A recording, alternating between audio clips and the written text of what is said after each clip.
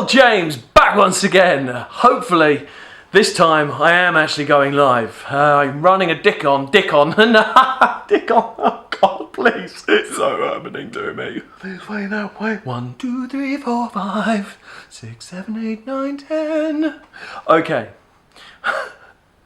So I'm running a Nikon D7000.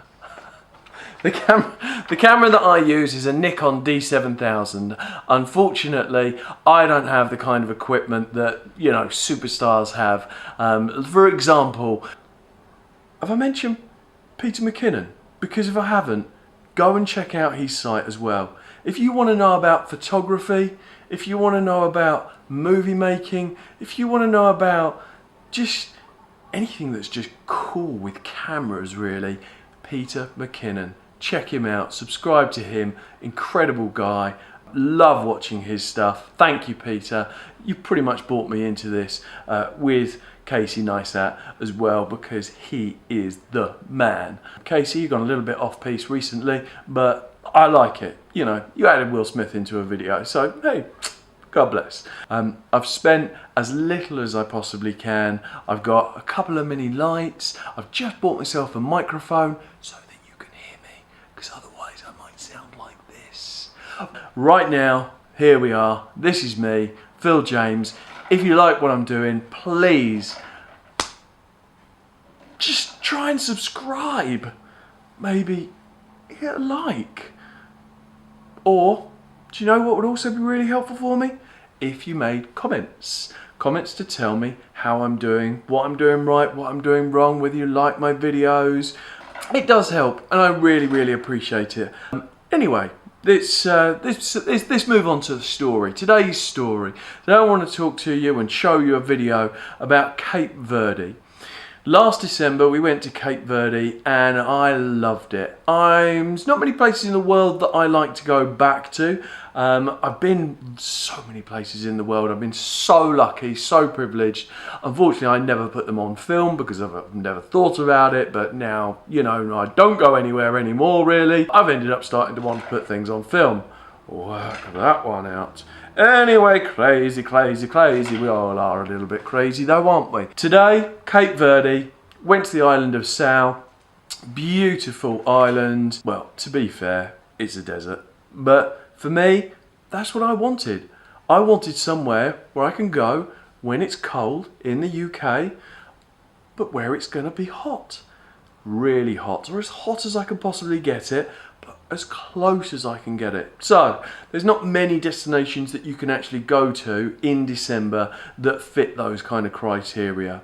From the UK, 5-hour flight into Cape Verde. Well, we flew into Sal, jumped off, I think it was about a 15-minute cab ride, straight down the road, stayed at Melina Llana Beach Resort and Spa.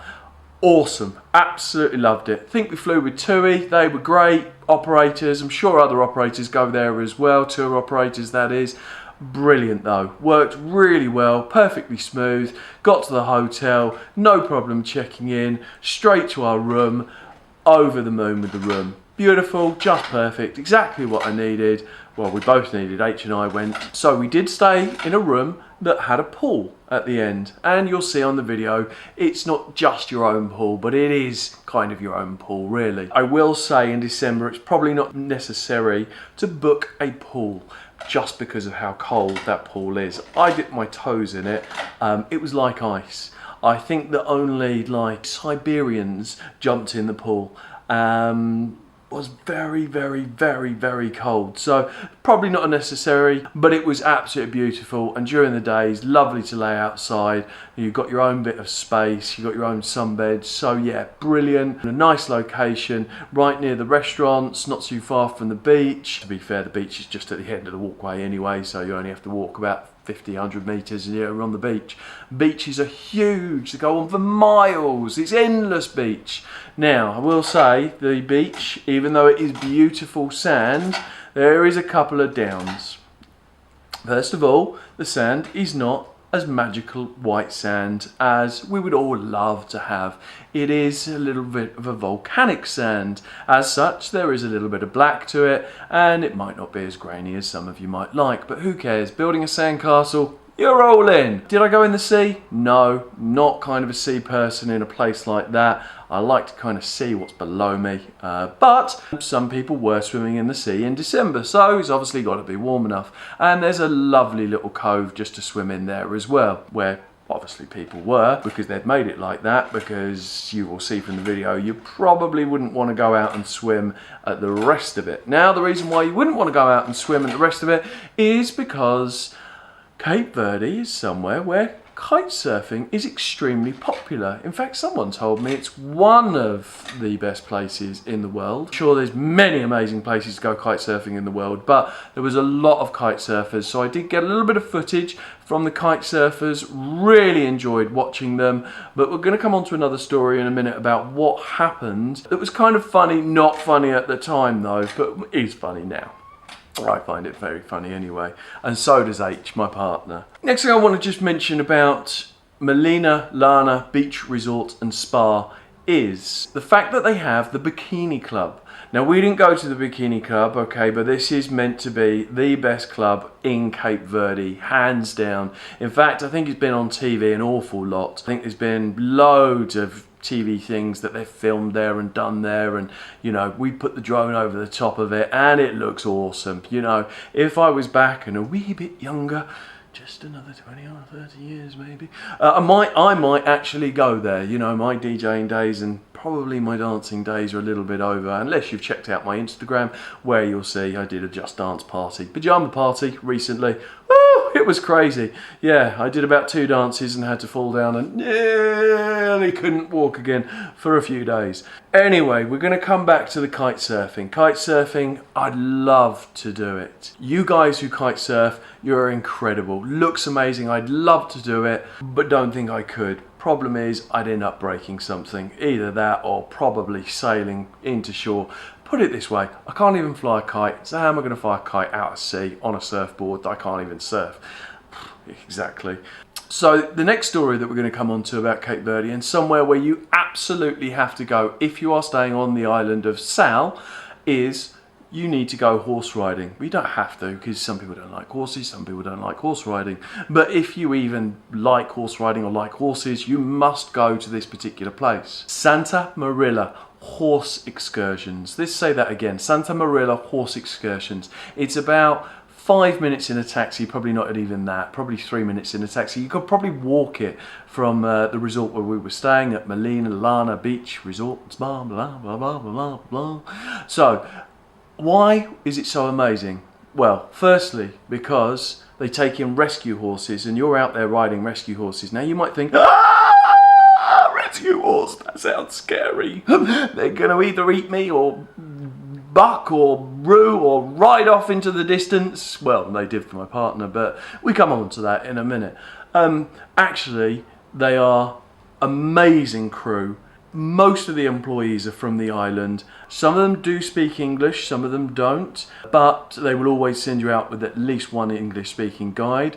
We went out with H and I. We had the most amazing experience. Those guys, they know their horses. Don't know whether you know this, little fun facts, but Cape Verde is very famous for horse racing, gambling, horse racing. It's all a bit, I think, lowbrow, but shh, don't tell anyone. I was told not to tell anyone, but who cares? Nobody's watching this anyway. So, they were out there, we were out there. Lovely first wander, walked over the deserts, into the salt mines, through the salt mines. Amazing place to see actually, the salt mines. Kind of. It's good for a picture anyway. Maybe. I'll show you a picture when we're on there. When we go through there. When we pass. So you can see. You can watch for yourself. See what you think. It's just the salt mines, but salt mines are they're great. Yeah, I like them. I like them. I like them. Do you like them? Anyway, so salt mines. Enough about salt mines. So we went through the salt mines, we get to the beach. Now, I've always wanted to gallop on a beach through the waves like they do in the movies. Incredible. That for me, ultimate. For my partner H, who has ridden horses since she's been about 3 years old, unfortunately she doesn't so much anymore, but if she ever gets the opportunity she definitely will. But for her, she's never actually galloped through the sea on a horse. So we asked if we could do it, and they said yes, of course you can. But what my partner didn't realise is that kite surfing and horses don't go together. And this is where I'm going to tell you just to be a little bit careful. If you do go out, yeah, okay, wherever you are, whoever you're with, whatever, you know, guides you're out with, whether you go with these guys or somebody else, normally horses do get scared of the kites. So we're out there, we start to gallop. Amazing feeling, the best in the world.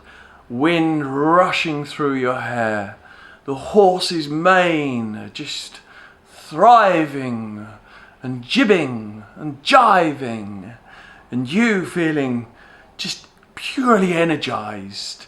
Oh, just a wonderful feeling. But then all of a sudden the kite cipher turns the opposite way round. The kite comes straight in towards the horse, and what does the horse do? It doesn't just gallop, it bolts.